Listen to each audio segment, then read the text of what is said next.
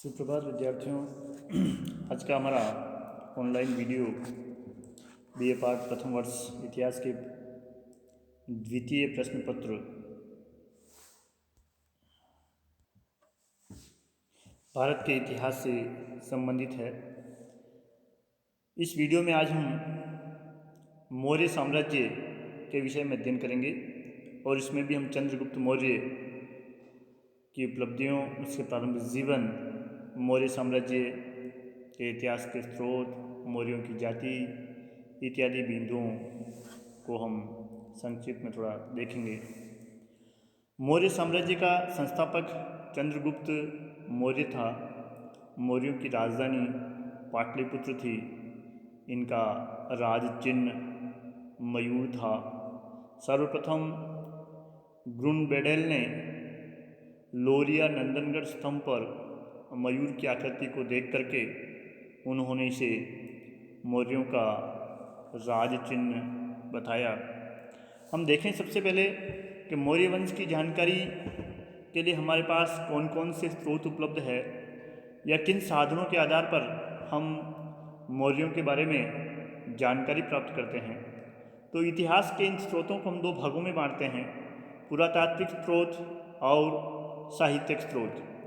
पुरातात्विक स्रोतों में हमें अशोक के अभिलेख, जो उसके साम्राज्य की सीमाओं का निर्धारण करने में सहायक है, साम्राज्य के बीच में अशोक के धर्म के बारे में हमें जानकारी देते हैं, मौर्य प्रशासनिक प्रणाली, मौर्य राज कर्मचारियों इत्यादि के बारे में हमारी जानकारी देते हैं। अशोक के लगभग 40 अभिलेख, जिन्हें हम लघु शिलालेख, दीर्घ शिलालेख, स्तंभलेख इत्यादि के नाम से जानते हैं, वो हमें मौर्य वंश की जानकारी देते हैं। इसके अलावा रुद्रदामन का जूनागढ़ अभिलेख, जो गुजरात के सौराष्ट्र प्रांत में स्थित है, इस अभिलेख में एक साथ अशोक एवं चंद्रगुप्त मौर्य का उल्लेख मिलता है। साथ ही यह अभिलेख हमें मौर्य काल में जल संरक्षण प्रणाली के बारे में भी जानकारी देता है। सुदर्शन झील, जो चंद्रगुप्त मौर्य के काल में बनी थी, के संबंध में जानकारी देने का यह जूनागढ़ अभिलेख महत्वपूर्ण स्रोत है। इसके अलावा सोहेगोरा ताम्रपत्र अभिलेख, जो कि उत्तर प्रदेश के गोरखपुर जिले से मिला है, यह मौर्य काल का एकमात्र ताम्र अभिलेख है। इसमें अन्नागार का चित्र बना है। इसे अनुमान लगाया जाता है कि शायद मौर्यों ने अकाल के दौरान या प्राकृतिक आपदाओं के दौरान लोगों को अन्न वितरण करने के लिए कोष्ठागार या अन्नागार या अन्न के भंडार, गोदाम वगैरह बनवाए थे। महास्थान अभिलेख, जो वर्तमान बांग्लादेश में है, इसमें काकिनी नामक सिक्के का नाम एवं उसका चित्र मिलता है। ये भी अन्नागार का उल्लेख करता है। सोहेगोरा और महास्थान अभिलेख दोनों ही चंद्रगुप्त मौर्य के शासनकाल के हैं। इसके अलावा पटना के पास कुम्हरहार में हमें जो मौर्यकालीन राजप्रसाद, महल, सभागार इत्यादि के अवशेष जो उत्खनन में प्राप्त हुए हैं, वो भी हमें मौर्यों की वास्तुकला, स्थापत्य कला इत्यादि पर प्रकाश डालने में सहायक है। मौर्यकाल के साहित्यिक स्रोतों में महत्वपूर्ण है कौटिल्य का अर्थशास्त्र। कौटिल्य, जिसका एक अन्य नाम चाणक्य भी था, इसे चंद्रगुप्त मौर्य का गुरु, संरक्षक, प्रधानमंत्री, मार्गदर्शक इत्यादि माना जाता है। अर्थशास्त्र इसी कौटिल्य की रचना है। अर्थशास्त्र राजनीति विज्ञान पर लिखा गया प्राचीन काल का एक महत्वपूर्ण ग्रंथ है, जो आज भी शासक वर्ग को दिशा दिखाता है।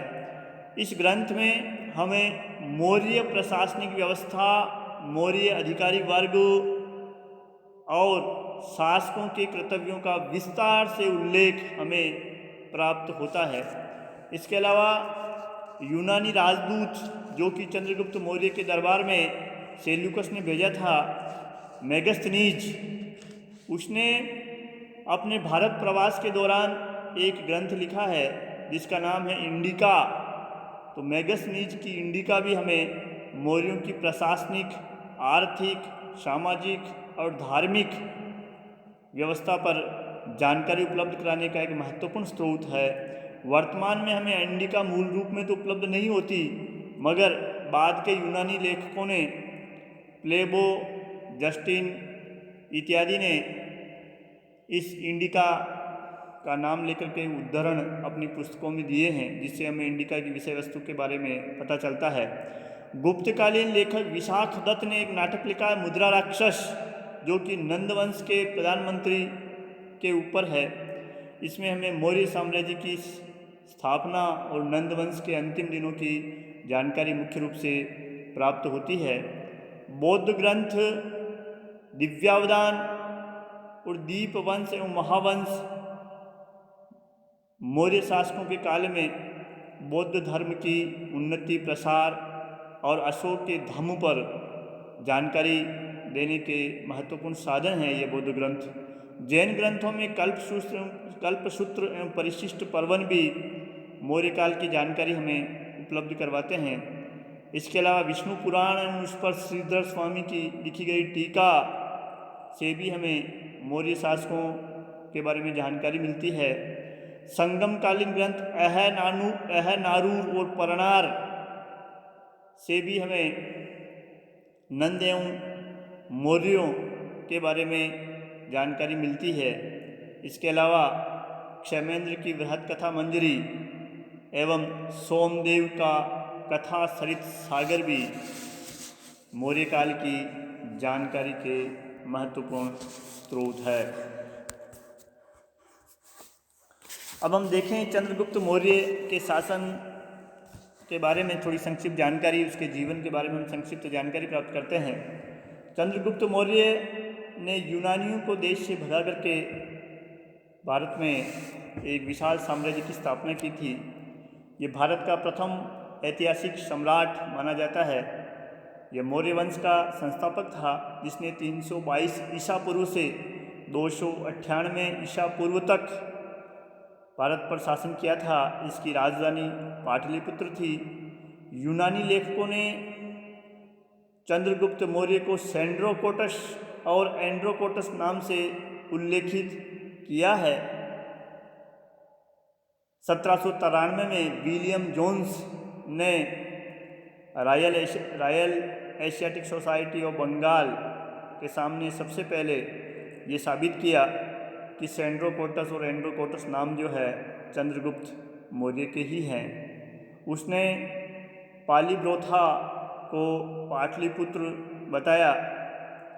चंद्रगुप्त नाम से हमें पहला अभिलेखीय साक्ष्य रुद्रदामन के जूनागढ़ अभिलेख में मिलता है, जिसमें चंद्रगुप्त के नाम का उल्लेख किया गया है।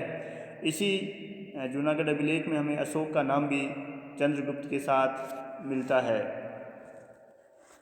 मौर्य किस वंश के थे या इनकी जाति कौन सी थी, इस संबंध में अलग अलग स्रोत हमें अलग अलग जानकारी उपलब्ध करवाते हैं।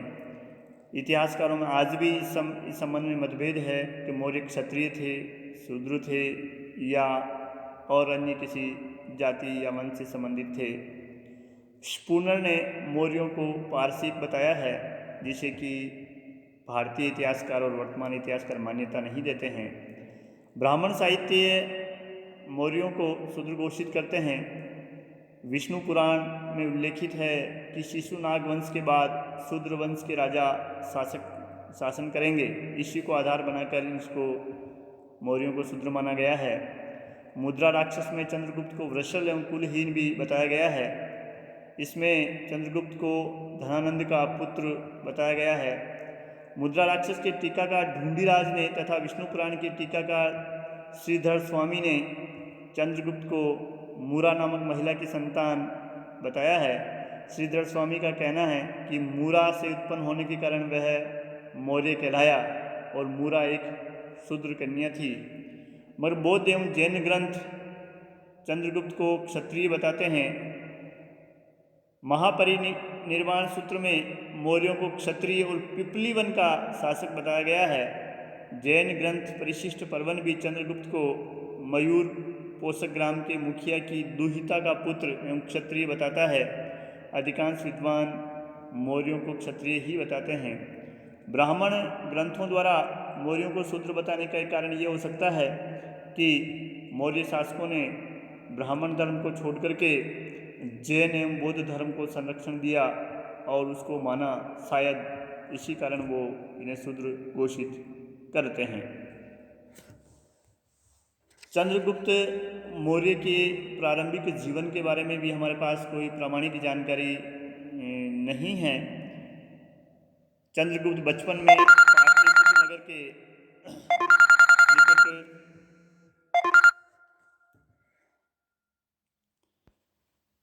जंगल में एक शिकारी की गायें चराया करता था और वहीं जब एक बार वह अपने साथियों के साथ राजकीलम खेल खेल रहा था, जिसमें वह राजा बना हुआ था और न्याय कर रहा था अपराधियों का।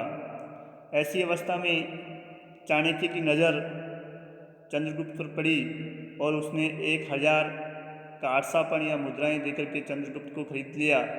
वह उसे तक्षशिला लेकर गया और वहाँ उसे विधिवत शिक्षा दीक्षा दी और बाद में सैनिक शिक्षा के ही एक अंग के रूप में चंद्रगुप्त ने पंजाब में सिकंदर से भेंट की, उसका शिविर भी देखा और वहाँ से भाग करके अपनी जीवन रक्षा की।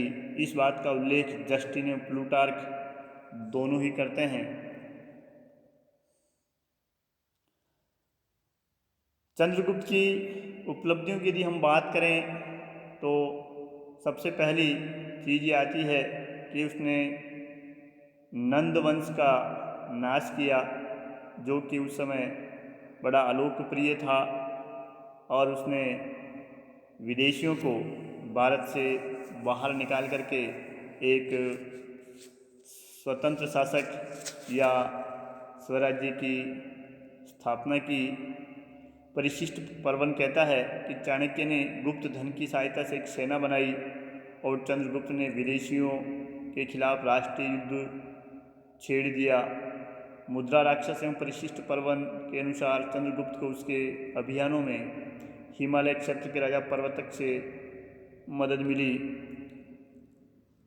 विदेशियों से युद्ध की कड़ी में ही चंद्रगुप्त को यूनानी सेनानायक सेल्यूकस से युद्ध करना पड़ा। सेल्यूकस सिकंदर का सेनापति और सीरिया का शासक था। उसने 305 ईस्वी में 305 ईसा पूर्व में सिंधु नदी पार की और उसका चंद्रगुप्त मौर्य से युद्ध हुआ, जिसमें सेल्यूकस को पराजय का सामना करना पड़ा। उसने अपनी पराजय स्वीकार करते हुए 4 प्रांत कंधार, काबुल, हेरात और मकरान के जो तट है वो चंद्रगुप्त को प्रदान किए। अपनी पुत्री हेलेना का विवाह उसने चंद्रगुप्त से कर दिया और चंद्रगुप्त के दरबार में उसने मेगस नामक एक राजदूत भी भेजा। बदले में सेल्यूकस को चंद्रगुप्त से 500 हाथी उपहार के रूप में मिले। इसका उल्लेख एपियानस नामक लेखक भी करता है और मेगस्थनीज भी करता है। चंद्रगुप्त मौर्य ने एक विशाल साम्राज्य की स्थापना की, एक ऐसा साम्राज्य जिसके लिए मुगल और अंग्रेज 200 वर्षों तक संघर्ष करते रहे, मगर इतना विशाल साम्राज्य वो भी स्थापित नहीं कर सके। चंद्रगुप्त का जो साम्राज्य था वो पूर्व में बंगाल की खाड़ी से पश्चिम में अरब सागर तक, उत्तर में कश्मीर से लेकर दक्षिण में कर्नाटक में मैसूर तक एवं उत्तर पश्चिमी सीमा प्रांत में हिंदू कुश पर्वत तक विस्तृत था, जिसका अगली स्लाइड में मैंने मानचित्र के माध्यम से बताने का प्रयास किया है कि चंद्रगुप्त का जो साम्राज्य था वो कहाँ तक विस्तृत था। चंद्रगुप्त मौर्य ने एक कुशल प्रशासनिक व्यवस्था की स्थापना की, जिसका उल्लेख मेगस्थनीज ने भी किया है और कौटिल्य के अर्थशास्त्र में भी हमें इसकी प्रशासनिक व्यवस्था का उल्लेख प्राप्त होता है। तो विदेशियों के शासन की समाप्ति, नंदवंश के कुशासन से जनता को मुक्ति दिलाना, सेल्यूकस को युद्ध में पराजित करना, एक विशाल साम्राज्य की स्थापना और कुशल प्रशासनिक व्यवस्था के लिए हम चंद्रगुप्त को याद करते हैं, या चंद्रगुप्त के शासन के महत्व को ये चीज़ें दर्शाती है। इन सब के बाद चंद्रगुप्त के अंतिम दिन श्रवण बेलगोला मैसूर में बीते और 298 ईसा पूर्व में वहीं उसने संलेखना पद्धति के द्वारा अपने प्राण त्याग दिए, ऐसा उल्लेख परिशिष्ट पर्वन नामक जैन ग्रंथ में हमें मिलता है। ऐसा पता चलता है कि शायद अपने जीवन के अंतिम समय में उसने भद्रबाहु के द्वारा जैन धर्म ग्रहण कर लिया था और अपने पुत्र सिंहसेन को साम्राज्य का कार्यभार सौंप करके वह उनके साथ दक्षिण में मैसूर या श्रवण बेलगोला चला गया था और वहीं उपवास पद्धति या संलेखना पद्धति द्वारा उसने अपने प्राण त्याग दिए। ये था, इस स्लाइड में मैंने मौर्य साम्राज्य चंद्रगुप्त मौर्य के दौरान जो फैला हुआ था उसको इंसर्ट किया है, जिससे उसके विशाल साम्राज्य का हमें पता चलता है। तो इस प्रकार इस वीडियो में हमने मौर्य साम्राज्य के संबंध में महत्वपूर्ण जानकारियाँ, जो कि न केवल विश्वविद्यालय परीक्षा में वरन कंपटीशन के हिसाब से भी महत्वपूर्ण हैं, उसके बारे में हमने जानकारी प्राप्त की है। निश्चित रूप से ही ये वीडियो आप सबके लिए उपयोगी होगा। धन्यवाद।